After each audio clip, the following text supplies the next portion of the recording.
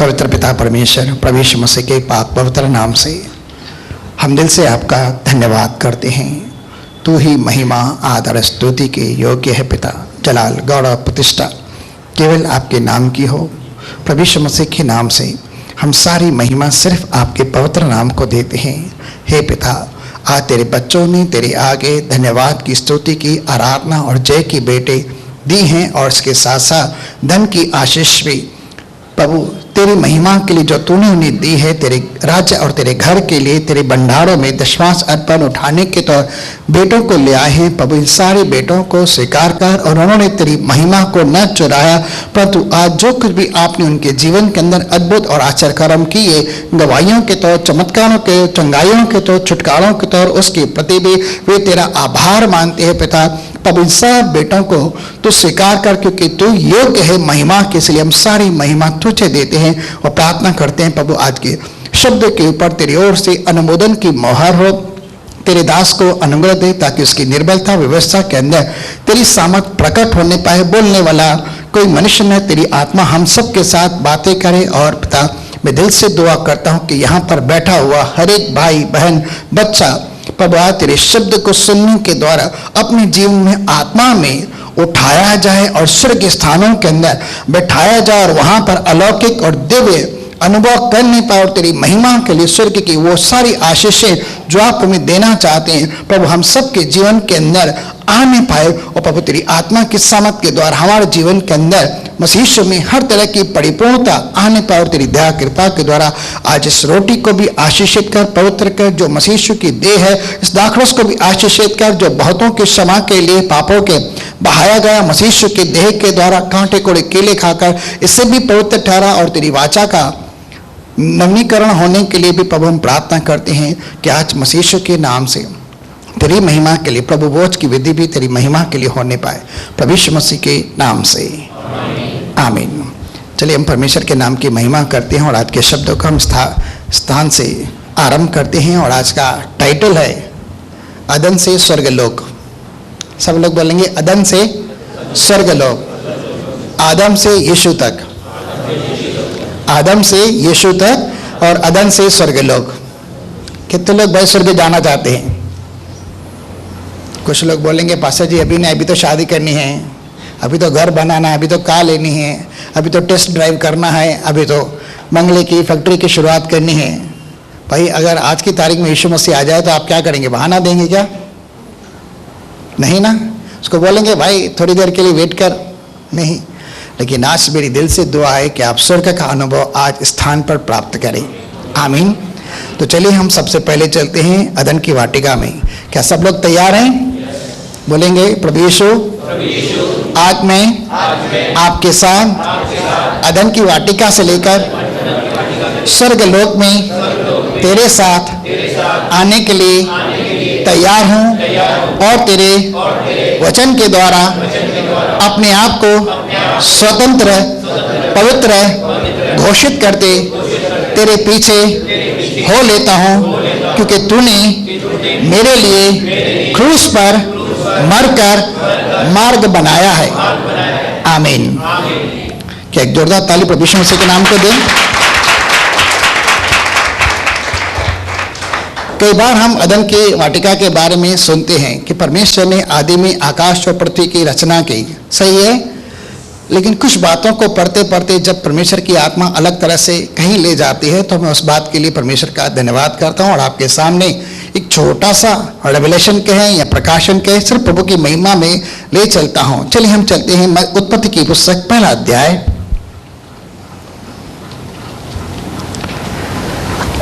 हम सब जानते हैं परमेश्वर ने आदम को मिट्टी से बना, उसके अंदर नथनों में जीवन का श्वास होकर जीवता प्राणी बनाया और उसे आशीष दी, क्योंकि वह उसके स्वरूप और समानता में रहा।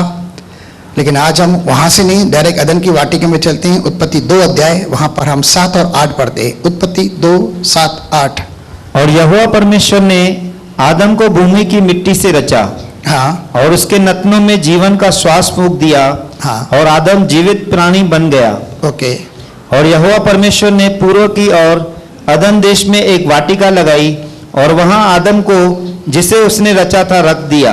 थोड़ी देर के लिए हम चल रहे हैं अपनी सोच को, अपने विचारों को, अपनी कल्पनाओं को, अपने ध्यान को हम चल रहे हैं आदम के साथ, जहां परमेश्वर की संगति में है, अदन की वाटिका के अंदर। थोड़ी देर के लिए आप अपने आप को वहां अनुभव करें। हम विश्वास करने वाले लोग हैं, आमीन। और उन अंधे की चीजों को देखते रहते हैं जो इस समय दिखाई नहीं देती, लेकिन वो हैं करके ऐसा हम मानते हैं विश्वास के साथ, आमीन। तो आज मैं सिर्फ विश्वास का ही शब्द आपके साथ दे रहा हूं। थोड़ी देर के लिए हम चल रहे हैं अदन की वाटिका में। क्या हमारा परमेश्वर जो प्रभु यीशु मसीह का पिता है एक किसान है? यूहन्ना 15:1 के अंदर लिखा है, ठीक है, अगर पढ़ना चाहे तो वहां पढ़ सकते हैं। सच्ची दाखलता मैं हूं और मेरा पिता किसान है। तो क्या हम पिता परमेश्वर को किसान कह सकते हैं? ठीक है। और किसान क्या करता है? अक्सर नेचुरल यह कि खेती बाड़ी करता है, लेकिन कभी कभी वो किसान जो होता है गार्डनर का भी काम करता है। और हमारा पिता परमेश्वर एक कुशल गार्डनर भी है और किसान भी है, और जो कुछ वो बनाता है बहुत ही बेहतरीन रीति से बनाता है। तो यहाँ हम देख रहे हैं कि परमेश्वर पिता खुद अदन की वाटिका की स्थापना कर रहा है, एक सुंदर पैराडाइस बना रहा है, एक सुंदर वाटिका बना रहा है, जिसे वो अदन की वाटिका कह रहा है। उस अदन की वाटिका को बहुत ही अच्छे से, अद्भुत रीति से, दिव्य रीति से, बहुत ही महिम रीति से वो सजाता है। पेड़ पौधे, फूल फल, न जाने क्या क्या उसके अंदर है, अलग अलग प्रकार के फल फूल बनाता है। जबकि पहले परमेश्वर ने आकाश और पृथ्वी को बनाया, लेकिन जब तक बारिश न पड़ी थी वो कोहरे के द्वारा ही सींचे जाते थे। और लेकिन जब परमेश्वर ने पूरी धरती को बनाया तो अलग अलग प्रकार के पौधे बनाए, ठीक है। लेकिन यहाँ उन पौधों के बारे में नहीं, लेकिन आज हम अदन की वाटिका में देखने जा रहे हैं। और अगर मैं आपसे पूछूं, आप में से कितने लोगों को गार्डन्स अच्छे लगते हैं? ये वाले गार्डन नहीं जहाँ पर चक्कर मारते हैं हम लोग, ठीक है। वो आजकल वहाँ पर बहुत कुछ गड़बड़ होती है, मैं उसके बारे में नहीं कह रहा हूँ। लेकिन जहाँ पर बहुत सारी सजावट होती है, बहुत सारे पौधे होते हैं, फूल होते हैं, रंग बिरंगी बहुत कुछ चीज़ें होती है, मैं उसके बारे में कह रहा हूँ। तो हमारा पिता परमेश्वर भी एक कुशल कारीगर है, एक अच्छा गार्डनर है, जो एक अदन की वाटिका को बनाता है बहुत ही सुंदर तरीके से। और वहां पर क्या लगता है? यहोवा परमेश्वर ने पूर्व की ओर अदन देश में एक वाटिका लगाई, यानी उसने क्रिएट की अदन की वाटिका। और वहां आदम को जिसे उसने रचा था वहां से उठाकर उस अदन की वाटिका के अंदर रख दिया। क्यों? कि वो उसके अंदर काम करे और उसकी रक्षा करे, ठीक है। और क्या था उस अदन की वाटिका के अंदर? क्या किया था? आगे बढ़े हैं। और यहोवा परमेश्वर ने भूमि से सब बाती के वृक्ष जो देखने में मनोहर और जिनके फल खाने में अच्छे हैं, बहुत सारे अच्छे अच्छे पेड़ जो बहुत ही मनोहर दिखाई दे रहे थे, वाटिका के मध्य में उत्पन्न किए, लगाए। आगे। और वाटिका के बीच में जीवन के वृक्ष को और भले या बुरे के ज्ञान के वृक्ष को भी लगाया। बिल्कुल भी वाटिका के बीच, यानी सेंटर पॉइंट क्या है?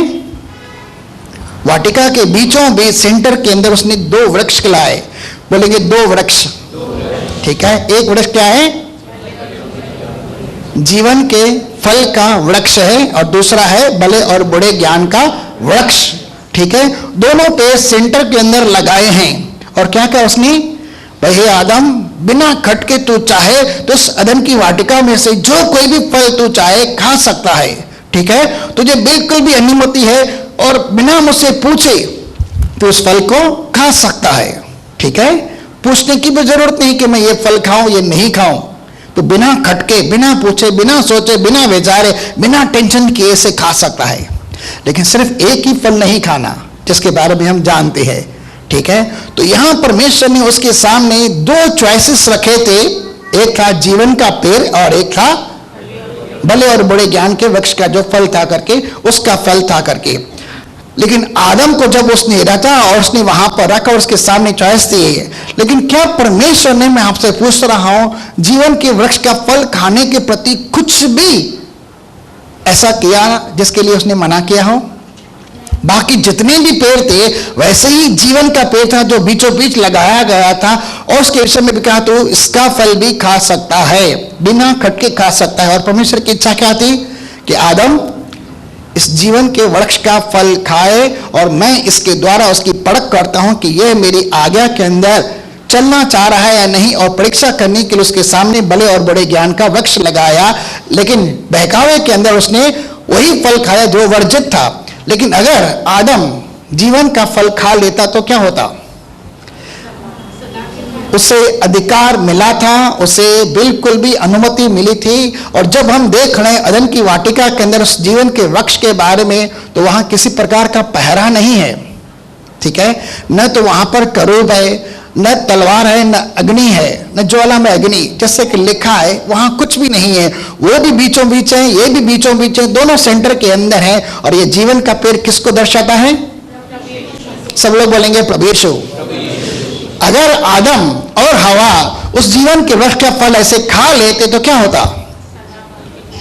हाँ बिल्कुल है, सदा काल के लिए, फॉर एवर टू एवर जीवित रहते और उनके अंदर कभी मृत्यु नहीं आती।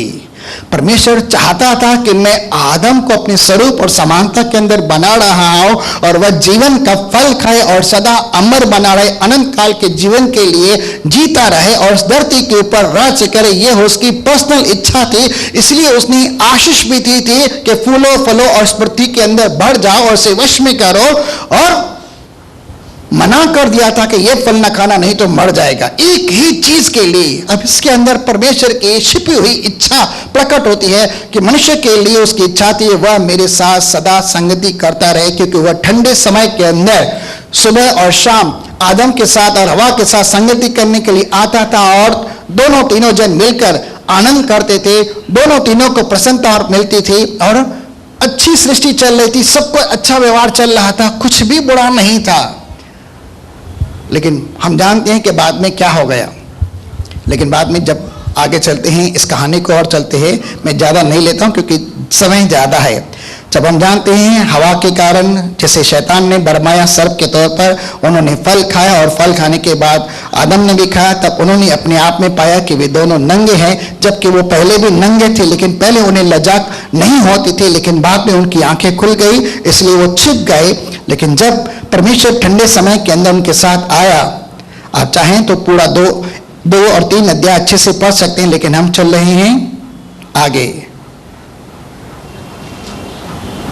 उत्पत्ति की पुस्तक 3 अध्याय 22 और 23, 24। फिर यहोवा परमेश्वर ने कहा, मनुष्य भले बुरे का ज्ञान पाकर हम में से एक के समान हो गया है। हम में से एक के समान हो गया है, क्योंकि उसे भला क्या है बुरा क्या है अब इस बात का ज्ञान मिल गया है, ठीक है। आगे, इसीलिए अब ऐसा न हो कि वह हाथ बढ़ाकर जीवन के वृक्ष का भी फल तोड़ के खा ले। आदम और हवा जो इस समय पाप के कारण पापी बन गए थे, ऐसा न हो पाप की दशा के अंदर ये आए और जीवन का फल तोड़कर खाएं और सदा जीवित रहे। यहाँ क्लियर कर परमेश्वर का उद्देश्य है कि सदा काल के लिए वो जीवित रहेंगे अगर ऐसी दशा में आए। तो क्या परमेश्वर अन्याय करता है?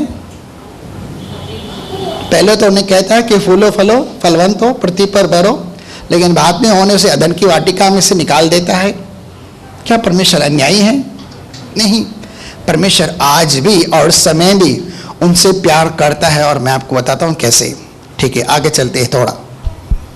तब यहोवा परमेश्वर ने उसको अदन की वाटिका में से निकाल दिया। अब अदन की वाटिका में से उसे निकाल दिया, क्योंकि परमेश्वर ने इससे पहले ही कहा था अगर तू ये फल खाएगा तो क्या होगा?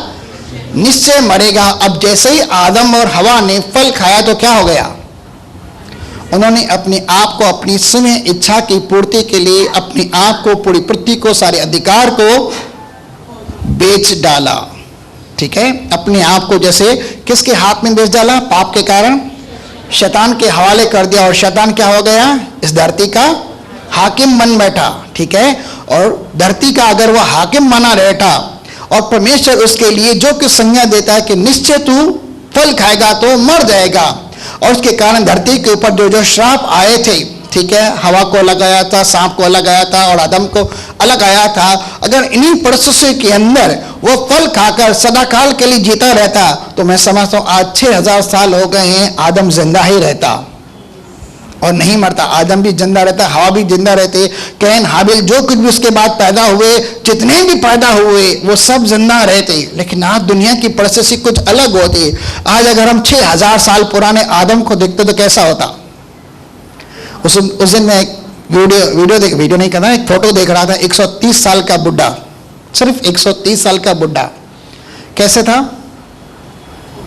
आप अंदाज लगा सकते हैं 130 साल का बुढ़ा कैसा था? सिर्फ फोटो देखा, जिंदा है नहीं है पता नहीं है करके, कैसे था? एकदम सुकड़ा हुआ, एकदम पिंगला सा, हड्डियां दिख रही थी, सुकड़ा हुआ था एकदम।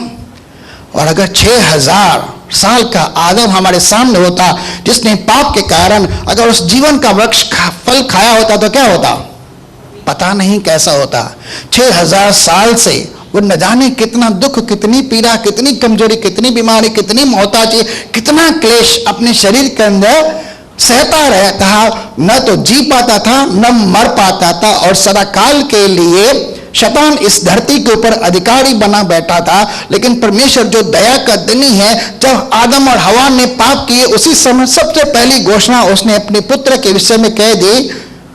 कहां पर? सर्प और स्त्री, उसके सर्प के वंश और स्त्री के वंश में बैर उत्पन्न करने के लिए। और वहां पर जो प्रोफेसी आई थी परमेश्वर के द्वारा अपने पुत्र प्रभु यीशु मसीह के विषय में कि हे आदम, हे हवा, मैं तुम्हें अभी छोड़ नहीं रहा हूं, पल भर के लिए, थोड़े समय के लिए मैं तुम्हें अदन की वाटिका से बाहर आ रहा हूं, ताकि मैं पाप को अंजाम दे सकूं, पाप का मैं न्याय कर सकूं। इस धरती के ऊपर जो शैतान ने अपना शासन कर लिया है, अधिकार किया है, अगर तुम जिंदगी भर यहां पर रहोगे अनंत काल के लिए और नहीं मरोगे तो तुम्हें ये सारे दुख क्लेश सहने होंगे और कभी नहीं मरोगे। इसलिए उसने उसे बाहर से लिया, क्योंकि पता नहीं था कि वो कितना क्लेश सहता अगर 6000 साल से वह जिंदा रहता। आज कुछ लोग ऐसे होते हैं, मैं हकीकत बयान कर रहा हूं, मुझे माफ करना, कुछ लोग ऐसे होते हैं जो 70-80 साल की उम्र के अंदर बीमार पड़ते हैं और घर के अंदर पड़े रहते हैं और कुछ भी नहीं कर पाते। उस घर परिवार के लोगों से जब हम बात करते हैं, कई लोग हमें ऐसा आकर कहते हैं, भाई ऐसी कोई प्रार्थना करो कि ये चला जाए। कई बार ऐसा होता है कि नहीं? काफी सारे अनुभवी लोगों से मैं पूछ रहा हूं, और कितना उन्हें दुख होता है, कितना क्लेश होता है, न तो उसकी दुख पीड़ा को सह सकते हैं, न दवाई गोली का वो खर्चा उठा सकते हैं, लेकिन उन्हें भी दुख पीड़ा के अंदर देकर वो खुद भी परेशान हो जाते हैं। और ऐसी दशा के अंदर आदम होता है, न जी पा रहा है, न मर पा रहा है, और सदा काल के लिए शैतान का राज है। तो उसे कैसे नाश किया जाए?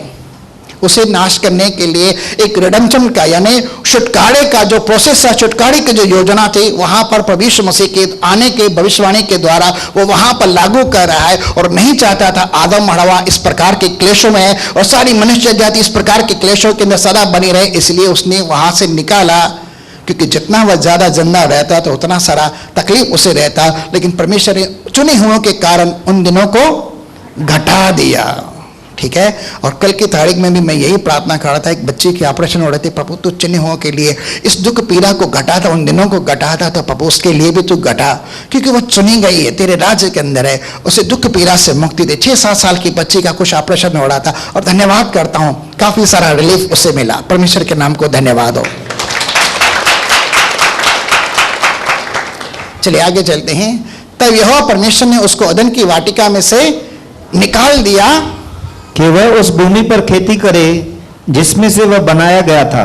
हाँ, आगे। इसीलिए आदम को उसने निकाल दिया और जीवन के वृक्ष के मार्ग का पहरा देने के लिए जीवन के वृक्ष का जीवन के मार्ग का पहरा देने के लिए अदन की वाटिका के पूर्व की ओर करूबों को यहाँ पर क्या है ध्यान करना, करूब यानी स्वर्गदूत ही है एक प्रकार के, जो परमेश्वर की उपस्थिति के अंदर जिनके 6 पंख रहते हैं। ठीक है, जो स्वर्ग में उड़ते रहते हैं, 2 पंखों से उड़ते हैं, 2 पंखों से अपनी आंखों को छुपाते हैं, 2 पंखों से अपने पैरों को छुपाते हैं, 6 पंख रहते हैं जिनके अंदर आंखें ही आंखें रहती है। वो 2 करूब वहां पर तैनात कर दिए जो दिन और रात पहरा देते हैं। एक और चीज है, और चारों ओर घूमने वाली ज्वाला में तलवार के समान उस वृक्ष के चारों ओर पहरे के तौर पर, सिक्योरिटी के तौर पर दे दी, ताकि कोई भी आकर इस फल को आदम हो या हवा उठाकर खाए नहीं, तोड़कर खाए नहीं। उसने सिक्योरिटी वहां पर लगा दी, बहुत जबरदस्त सिक्योरिटी लगा दी करके। ठीक है, और बाद में उसने सोचा अगर यहां पर भी मैं इसे रखूंगा तो गड़बड़ हो सकती है, इसलिए क्या करता हूं, मैं इस पूरी वाटिका को ही उठा लेता हूं, इस वृक्ष को ही उठा लेता हूं और कहां ले जाता हूं, स्वर्ग लोक में। उत्पत्ति की पुस्तक के अंदर हम जीवन के वृक्ष और इस अदन की वाटिका को देखते हैं, लेकिन यहां से जब चीज समाप्त होती है तो उसके बाद हम इसका वर्णन कहां देखते हैं, डायरेक्ट प्रकाशित वाक्य में। यानी स्टार्टिंग पॉइंट अदन की वाटिका से हो रही है और एंडिंग पॉइंट एंडिंग पॉइंट तो नहीं बोलूंगा मैं करके, लेकिन वहां से और एक नई शुरुआत हो रही है करके, रिस्टोरेशन जिसे कहा जाता है, यहां से वह हो रही है। चलिए वहां पर हम आते हैं प्रकाशित वाक्य की पुस्तक 2 अध्याय उसके 7वें वचन में। लेकिन अभी कुछ और बातें हैं। जिसके कान हो वह सुन ले कि आत्मा कलीसियाओं से क्या कहता है। आज आत्मा कलीसिया से कुछ कह रही है। बाइबल में लिखा है 6:63 यूहन्ना की पुस्तक के अंदर, जो बातें मैंने तुमसे कही वे जीवन और आत्मा है। क्या है? आज आत्मा आपसे कह रही है। अब आप अदन की वाटिका में थे, लेकिन अदन की वाटिका में से आपको निकाल दिया गया, ठीक है, और उस वाटिका को उड़ाकर स्वर्ग लोक के अंदर रखा गया, जिसे पैराडाइस भी कहते हैं। ठीक है, आगे। जो जय पाए मैं उसे उस जीवन के पेड़ में से जो परमेश्वर के स्वर्ग लोक में है, जो परमेश्वर के स्वर्ग लोक में है, वह जीवन का वृक्ष है, उसमें से फल खाने को दूंगा। फल खाने के लिए दूंगा। यानी स्टार्टिंग पॉइंट हो रही है जीवन के वृक्ष में से, जो यीशु मसीह को प्रकट करता है। और यीशु मसीह कहता है सच्ची दाखलता मैं हूं, जीवन की रोटी मैं हूं। वो अपने बारे में कह रहा है। तो परमेश्वर का मुख्य केंद्र मुख्य केंद्र तो था अदन की वाटिका के अंदर, वह था कि स्वयं अपनी इच्छा से आदम और हवा जीवन के फल को खाने के लिए उस पेड़ के पास जाएं और उसे तोड़ कर खाएं और सदाकाल के लिए जीते रहे। लेकिन उन्होंने आज्ञा का फरमान उल्लंघन करते हुए आगे बढ़े और पाप की दशा के कारण उस वाटिका से ही निकाले गए और वाटिका को रखा गया अब स्वर्ग के अंदर। अब स्वर्गलोक भी कैसा है? स्वर्गलोक कैसा है? चलिए पढ़ के देखेंगे। चलिए हम देख रहे हैं, फिर मैं आपको वहां पर लेके चलता हूं।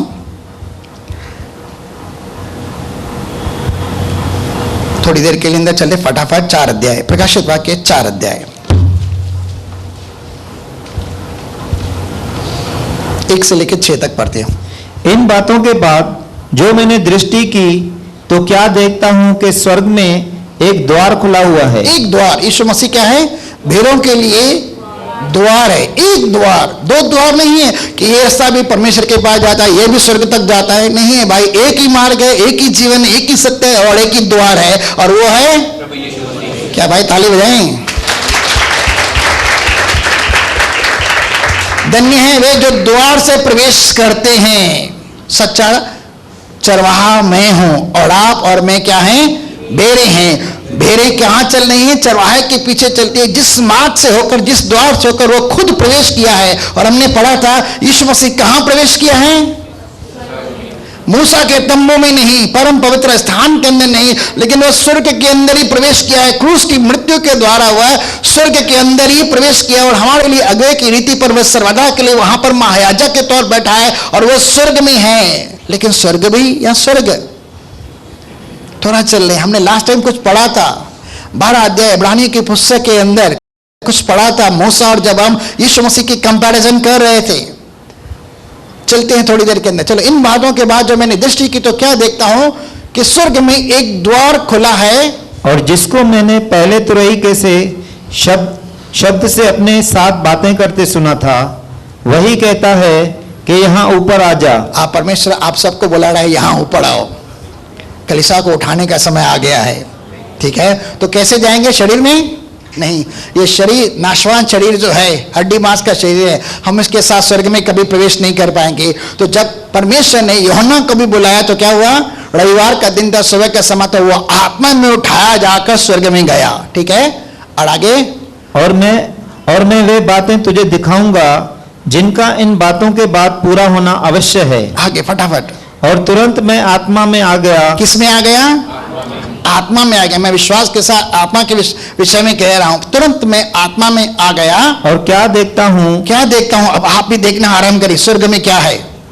कि एक सिंहासन स्वर्ग में धरा है। वो सब लोग बोलेंगे मैं आंखें खोलता हूं, अपने मन की आंखें। ठीक है, ये वाली नहीं, ये तो खुली है ना। बोलो मैं अपने मन की आंख खोल रहा हूं। स्वर्ग में उस दरवाजे से प्रवेश करते हुए किसको देख रहा हूं? एक सिंहासन को देख रहा हूं। आगे, और उस सिंहासन पर कोई बैठा है। कौन बैठा है बता सकते हैं? पिता परमेश्वर उस सिंहासन पर बैठा हुआ है। ठीक है, आगे, और जो उस पर बैठा है वह यशब और मानिक सा दिखाई पड़ता है। कितने लोगों ने हीरे मोती देखे? हीरे खास बहुत ही चमकते हैं, जिनकी कीमत अरबों रुपए में होती है। कभी देखे फिल्मों के अंदर देखे होंगे, लेकिन नकली होती हैं वो, ठीक है, लेकिन उनकी जो चमक होती है, जो इतना अच्छा होता है, उसके समान वह परमेश्वर वहां पर बैठा हुआ है। आगे, और उस सिंहासन के चारों ओर मरकत सा एक मेघधनुष दिखाई देता क्या है। दिखाई दे रहा है? मेघधनुष।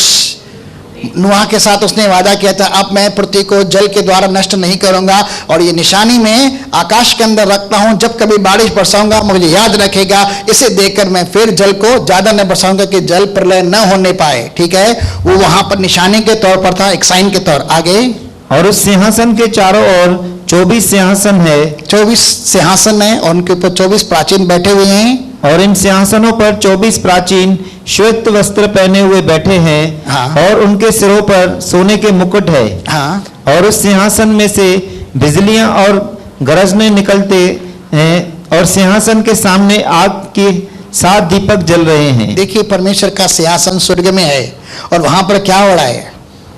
बहुत ही कुछ अद्भुत हो रहा है। बिजलियां कड़क रही है, जब बिजलियां कड़कती है डर लगता है, लेकिन वहां पर वो बिजलियों के मध्य में बैठा हुआ डर नहीं लगता है भाई।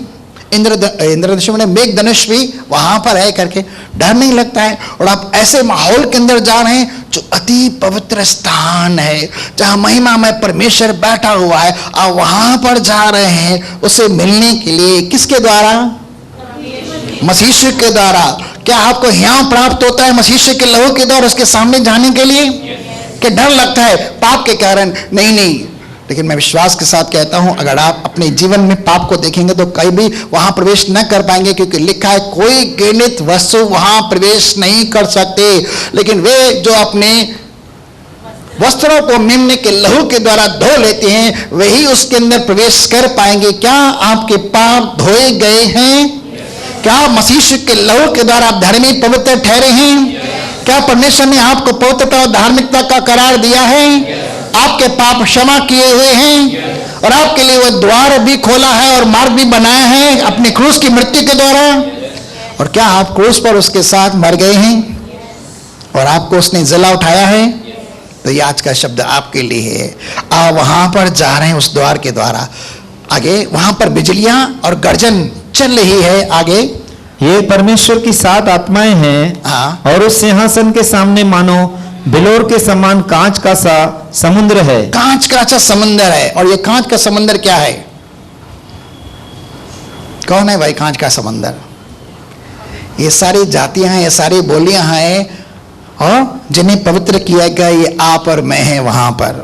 ठीक है, आगे, और सिंहासन के बीच में, सिंहासन के बीच में, और सिंहासन के चारों ओर हाँ। 4 प्राणी है। 4 प्राणी है, यानी 4 बाइबल। 4 बाइबल नहीं बोलूंगा, नए नियम की 4 पुस्तकें, मत्ती, मरकुस, लूका, यूहन्ना, वो वहां पर साइन के तौर पर है। आगे, जिनके आगे पीछे आंखें ही आंखें हैं। हाँ, चलिए और आगे चलते हैं फटाफट। अब इसको हम नए तरीके से देखने की कोशिश करें, शायद आज मैं पूरा कर पाऊं, परमेश्वर कृपा करे।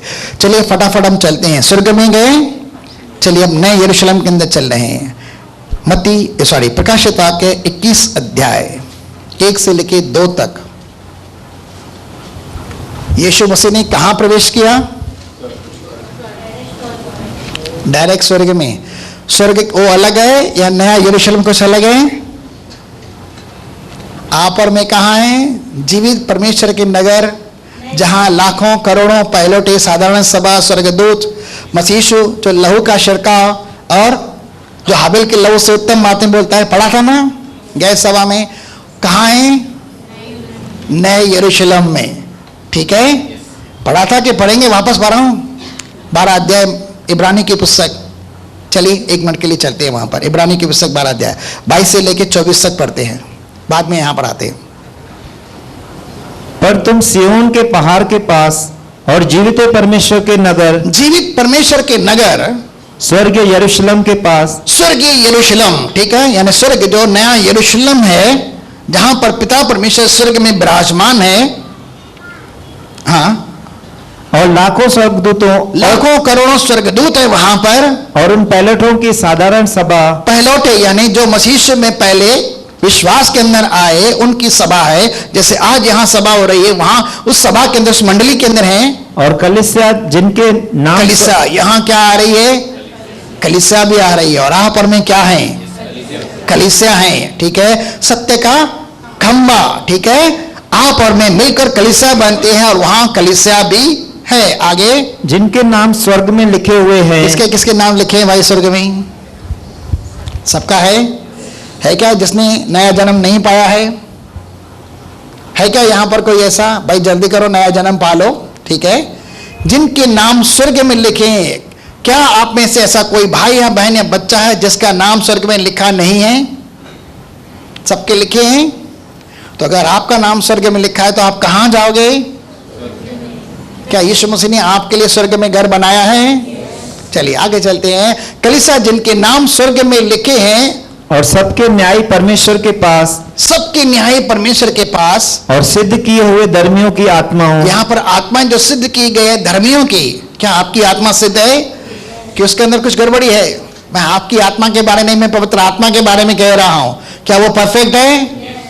उसी आत्मा के द्वारा आप स्वर्ग में जानेंगे, शरीर के साथ जाने वाले नहीं। मैंने पहले कहा यह शब्द आत्मा की रीति पर है, विश्वास के साथ, ठीक है। आगे, और नई वाचा के मध्यस्थ यीशु, नई वाचा के मध्यस्थ यीशु, और शिरकाव के उस लहू के पास आए। यीशु मसीह कहाँ है अभी?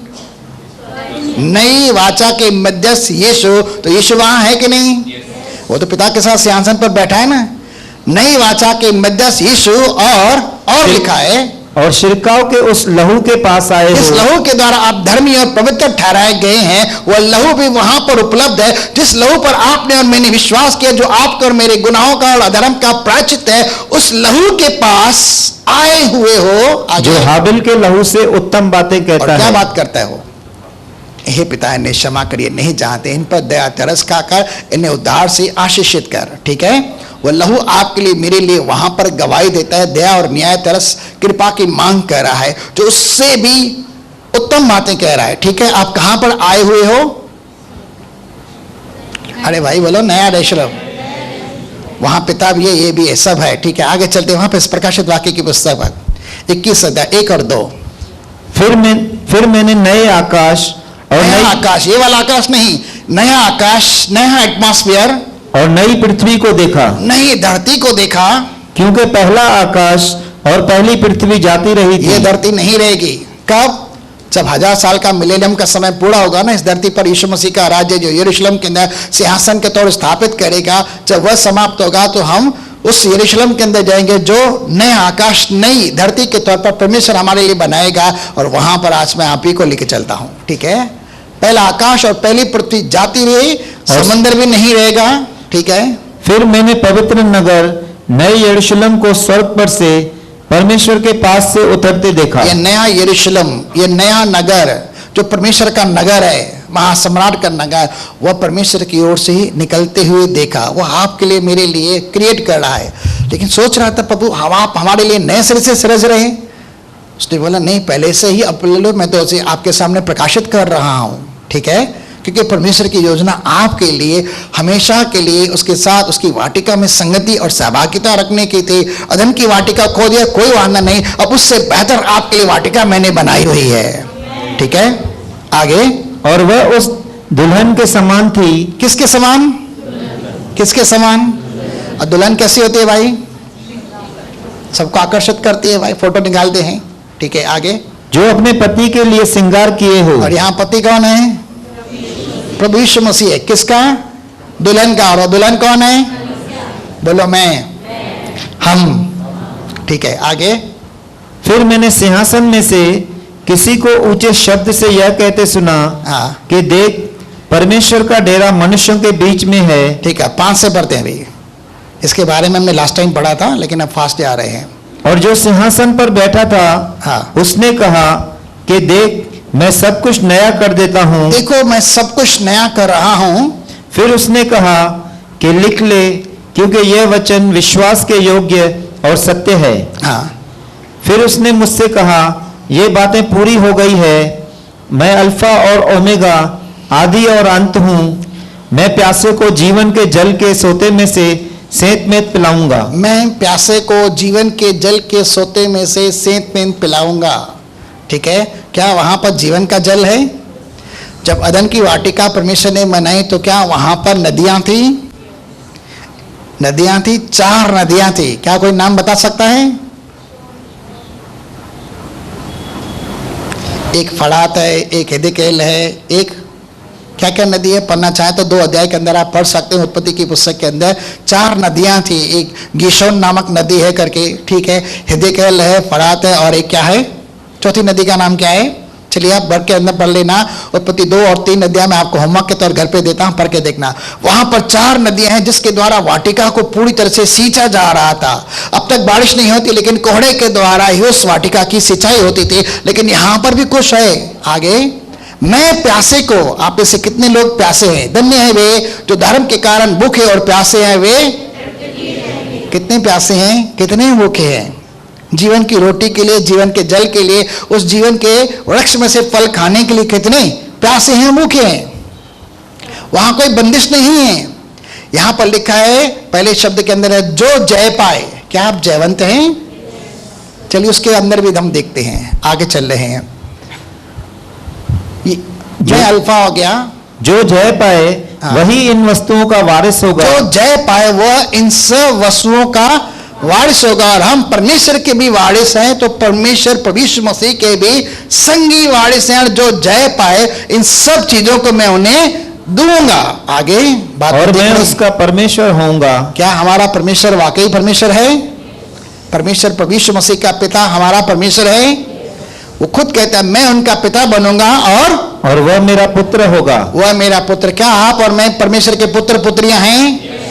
मैं विश्वास के साथ कह रहा हूं, वचन के आधार पर। आगे फटाफट। पर डरपों को, एक मिनट, इसको नहीं पढ़ते हैं, आगे चलते हैं। 22 से पढ़ते हैं, 21 का 22। और मैंने उसमें कोई मंदिर न देखा। हाँ, क्योंकि सर्वशक्तिमान प्रभु परमेश्वर और मेमना उसका मंदिर है। परमेश्वर और मेमना यानी यीशु मसीह वहां का मंदिर है। और उस नगर में सूर्य और चांद के उजाले का, देखो जब नई धरती नया आकाश बनना है तो वहां सूरज चांद नहीं है। क्यों भाई? यहाँ सूरज और चांद को देखकर गड़बड़ हो रही है। ठीक है, लोग इसकी भी कह रहे हैं तो उसकी भी वंदना कर रहे हैं। वहां सूरज चांद ही नहीं रहेगा। ठीक है, तो वहां पर पाप करने के लिए, महीने होने के लिए कुछ भी ऐसा नहीं है करके। और जब यही नहीं होंगे, क्योंकि ये एक साइन के तौर पर रखा था कि दिन और रात रहे। क्या वहां रात है? वहां रात नहीं होगी, इसलिए चांद और सूरज की भी जरूरत नहीं है। वहां क्या होगा? सिर्फ दिन ही दिन होगा, उजाला ही उजाला होगा, अंधकार नहीं। अंधकार का दूसरा मतलब है शैतान। वहां पर शैतान नहीं होगा। आप शैतान से मुक्त, और शैतान ने ही तो उसकी परीक्षा ली थी हवा और आदम की, और वो गिर गए थे। वहां पर आपकी परीक्षा नहीं होगी कभी भी। आगे, क्योंकि परमेश्वर के तेज से उसमें उजाला हो रहा है। हाँ, और मेमना उसका दीपक है। मेमना उसका दीपक है। और जाति जाति के लोग हाँ, उसकी ज्योति में चले फिरेंगे। हाँ, उसकी ज्योति में। प्रभु यीशु ने कहा मैं जगत की ज्योति हूं, उसी की ज्योति में चलेंगे और कभी भटकेंगे नहीं। आगे चलते हैं। और पृथ्वी के राजा हाँ, अपने अपने तेज का सामान उसमें लाएंगे। हाँ, और उसके फाटक दिन को कभी बंद न होंगे। उसके फाटक दिन को कभी बंद नहीं। रात तो है ही नहीं वहां पर, और रात वहां है ना? होगी। रात का डर भी नहीं होगा, रात को सोने का भी डर नहीं होगा करके। चलिए आगे। और लोग जाति जाति के तेज और विभव का सामान उसमें लाएंगे। 21 का 27।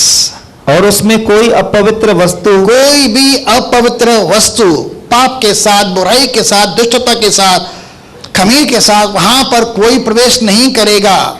न बीमारी के साथ, न कमजोरी के साथ, न पीड़ा के साथ, न श्राप के साथ कोई वहां प्रवेश नहीं करेगा। यहां तक कि कोई गंदी अशुद्ध आत्मा भी या शैतान भी, मृत्यु भी वहां पर प्रवेश नहीं कर सकेगी, क्योंकि वह अति पवित्र स्थान है। क्योंकि वह मेमने के लहू के द्वारा पवित्र की गई है। क्योंकि स्वर्ग की वस्तुएं इनसे अधिक बलिदान चाहती हैं। ठीक है, और यीशु मसीह के लहू के द्वारा इस स्वर्ग को भी पवित्र किया गया। अब स्वर्ग पूरी तरह से सुरक्षित है शैतान से, वहां पर वह आ ही नहीं सकता। लेकिन आपके लिए परमेश्वर ने फाटक खोलकर रखा हुआ है। जब यीशु मसीह ने बपतिस्मा लिया तो क्या हो गया था? लूका की पुस्तक 3 अध्याय के 21, 22, 23 में उसने बपतिस्मा लिया और जैसे प्रार्थना की तो क्या हो गया, स्वर्ग खुल गया। उस दिन से आपके लिए मेरे लिए स्वर्ग खुला हुआ ही है। शैतान वहां नहीं है कि आपकी परीक्षा करे, उसको नो एंट्री है वहां पर। ठीक है, आगे 22 में आते हैं फटाफट।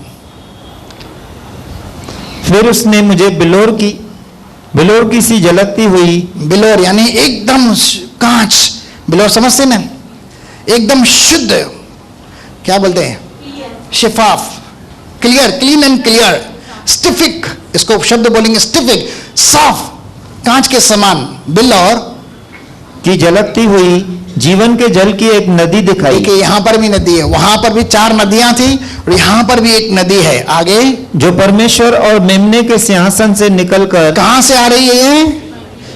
पिता परमेश्वर का भी सिंहासन है, प्रभु यीशु मसीह का जो मेमना है सिंहासन है, उसके सिंहासन से निकल रही है। आगे, उस नगर की सड़क के बीचों बीच बहती थी और बीचों बीच बह रही है, नदी सेंटर में है। ठीक है, और नदी के इस पार और उस पार किनारों पर जीवन का पेड़ था। क्या है? क्या है? सब लोग बोलेंगे क्या है? अब जीवन के जल का नदी, जीवन के जल की नदी वहां से बह रही, उसके दोनों किनारे जीवन का पेड़ भी है। ठीक है, आगे, उसमें 12 प्रकार के फल लगते थे। यहाँ कितने फल लगते हैं? एक फल लगता है ना साल में एक बार, सही है ना? लेकिन यहाँ 12 फल लग रहे हैं और हर महीने एक बार। वाह क्या बात है, हमारे लिए 12 टाइम्स मोर वहां पर फ्रूट्स हैं। और परमेश्वर की इच्छा अदन की वाटिका के अंदर भी क्या थी? ये जो फल मैंने बनाए हैं तेरे भोजन के लिए हैं। ठीक है, तो परमेश्वर ने वहां पर भी हमारे लिए भोजन की व्यवस्था कर रखी है। हर महीने अलग प्रकार का फल आपको मिलने वाला है और हर महीने आपको मिलता रहेगा। परमेश्वर आपके पालन पोषण के लिए, आपकी जरूरतों के लिए भी वहां पर 12 प्रकार के फल पैदा कर रहा है। आगे, और वह हर महीने फलता था और उस पेड़ के पत्तों से उस पेड़ के पत्तों से, जीवन का जो पेड़ है उसके पत्तों से क्या है?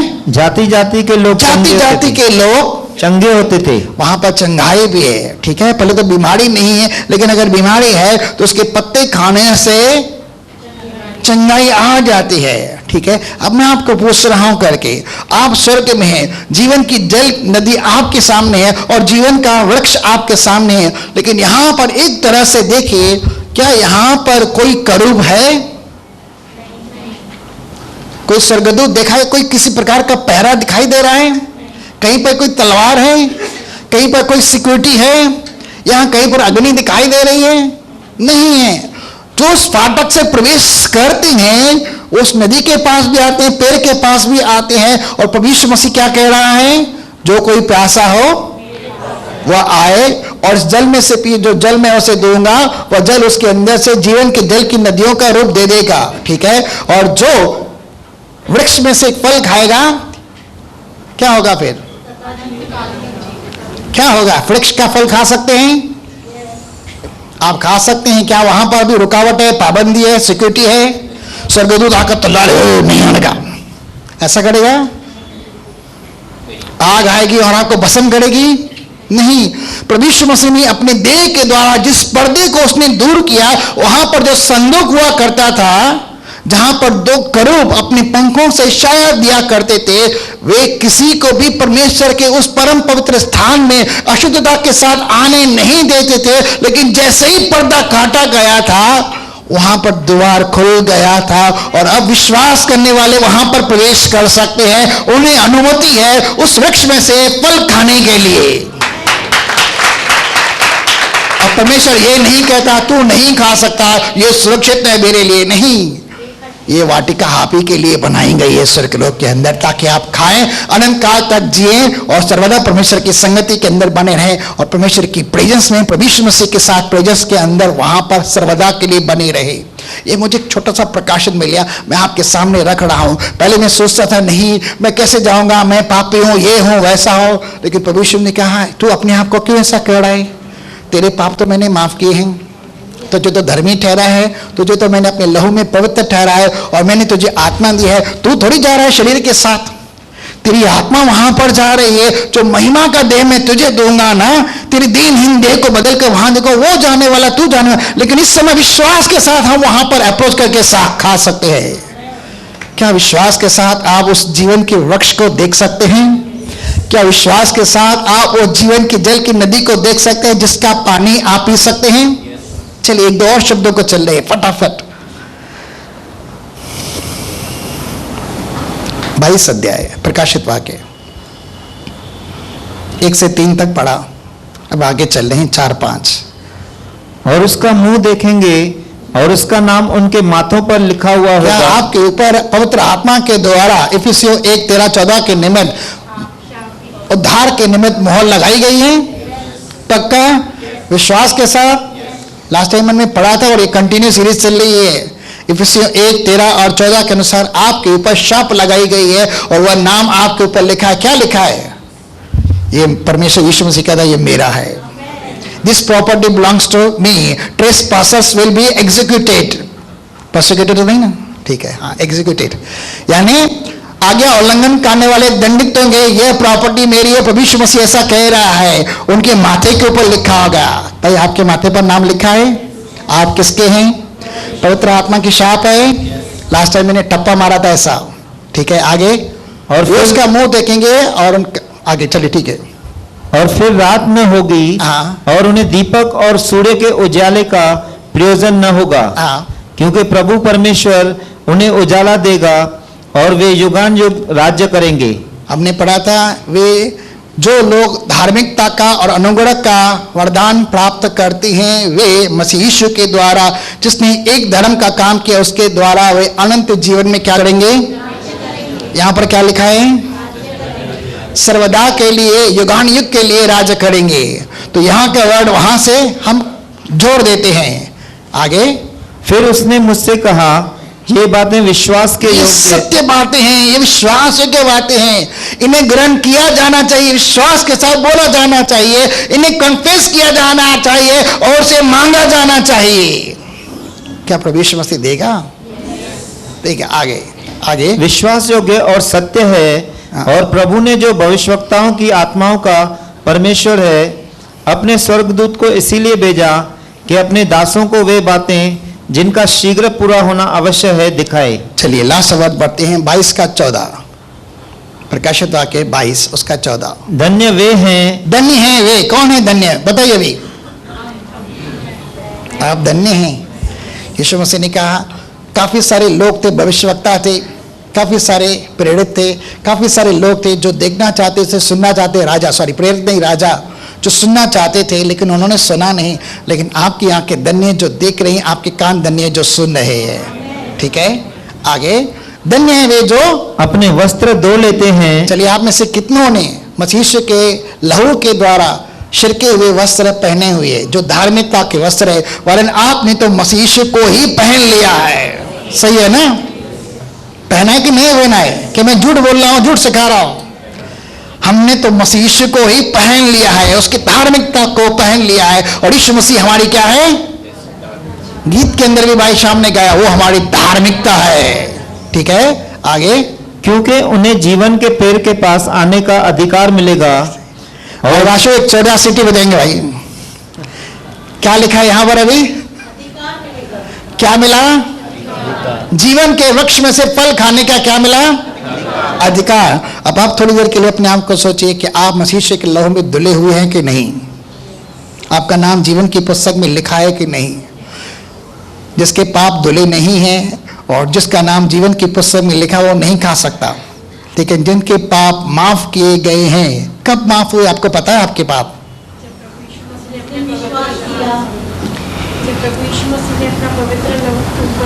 2000 साल पहले मेरी बहन कह रही, जब यीशु मसीह हमारे लिए क्रूस पर बलिदान हुए, हमारे सब पापों का प्रायश्चित मसीह के लहू के द्वारा किया गया। बहन के लिए जोरदार ताली देते हैं। और वास्तव में आपके लिए, मेरे लिए प्रैक्टिकली, जैसे आपने बपतिस्मा लिया, आपके पुराने सारे पाप माफ हो गए। और आज की तारीख में जब आप गलती गुनाह करते हैं, पाप अपराध करते हैं और परमेश्वर के पास आकर माफी मांगते हैं, प्रभु मुझे माफ कर, मसीह के लोग को पुकारते हैं, उस समय आपका विवेक शुद्ध होता है, क्योंकि पवित्र आत्मा आपके साथ रहता है। और यीशु मसीह विश्वास योग्य साक्षी है, मरे हुए में से जी उठने वाला पहलौट है। वो अपने लहू के द्वारा आपको उसी समय पवित्र करता है, क्योंकि आप उसे प्रार्थना करते हैं प्रायश्चित के लिए, क्षमा के लिए। आप उस समय भी पवित्र होते हैं। अब 15 अध्याय के एक वचन के अंदर चलते हैं। मैं सच्ची दाखलता हूं और मेरा पिता किसान। 2 और 3 पढ़ते हैं, वापस वहां पर आएंगे। फिर धन्य है वे जो अपने वस्त्र धो लेते हैं, क्योंकि उन्हें जीवन के पेड़ के पास आने का अधिकार मिलेगा। और वे फाटकों से होकर, किसके द्वारा? यीशु मसीह हमारे लिए द्वार है, फाटक, ठीक है। यीशु मसीह ने कहा वो रास्ता छोटा और बड़ा, जहां बहुत जा रहे हैं और कहां जा रहे हैं? मृत्यु की ओर जा रहे हैं, लेकिन ये छोटा सा दरवाजा है जिसके द्वारा हम जीवन में प्रवेश करते हैं। वो फाटकों से होकर नगर में, स्वर्गीय यरूशलेम के अंदर प्रवेश करते हैं। आगे मेरा साइन पूरा हो रहा है, चलिए आगे चलते हैं। कहां पहुंचे आप अभी? नए यरूशलेम में पहुंच गए ना, तो फिर फल खाकर तोड़े। चलिए सब लोग उठाएंगे हाथ ऐसे विश्वास के साथ, मान के चलो आपके सामने जीवन का वृक्ष है और फल है। तोड़ो, विश्वास से तोड़ो भाई।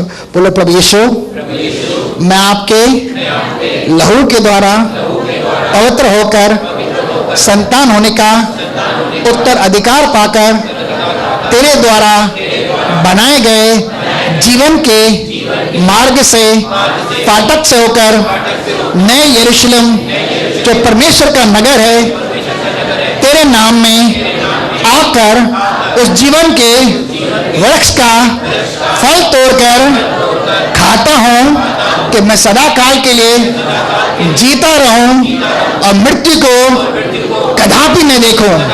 हे पिता, यह अधिकार आपने मसीह यीशु में दिया है।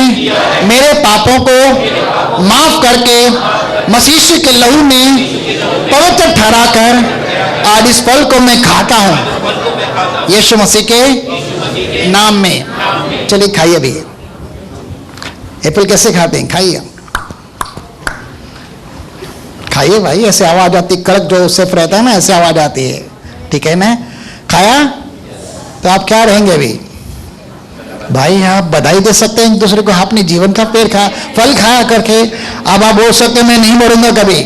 शरीर की बात नहीं कह रहा हूं मैं, अभी फिर से बोल रहा हूं, नहीं तो बोलेंगे पास्टर जी आपने तो कहा था। शरीर की बात नहीं कह रहा हूं मैं, आत्मा की बात कह रहा हूं। आपने फल खाया, चलिए थोड़ा थोड़ा पानी भी पी लीजिए उस जीवन की नदी में से। कैसे? जीवन की नदी में से थोड़ा पानी पी ले तो क्या होगा? वो नदी बन जाएगी, आपके बाहर से निकलेगी। आमीन। और क्या बहेगी? जीवन के निमित्त वो नदी बहेगी। चलो पानी पिए। आप नगर में हैं भाई, वहां चल फिर सकते हैं, आपको कोई रोकने वाला नहीं, कोई पहरा नहीं, कोई ज्वाला नहीं, कोई तलवार नहीं, कोई स्वर्गदूत नहीं। आप आमंत्रित है प्रभु यीशु मसीह के नाम से, वहां पर आपका स्वागत है। पासा जी पहनो शो ने बताया हेडा साल असां पाल्टो में विनाया, फिर ही खावा ना फल भाई। मुझे अभी अभी मिला ये मौका, ठीक है। चलिए आगे चलते हैं कि यहीं पर पूरा करूं। चलिए, आपने फल भी खाया, जीवन का जल भी पिया। आ रहे हैं हम 1 कुरिन्थियों 11 अध्याय, फटाफट टाइम हो रहा।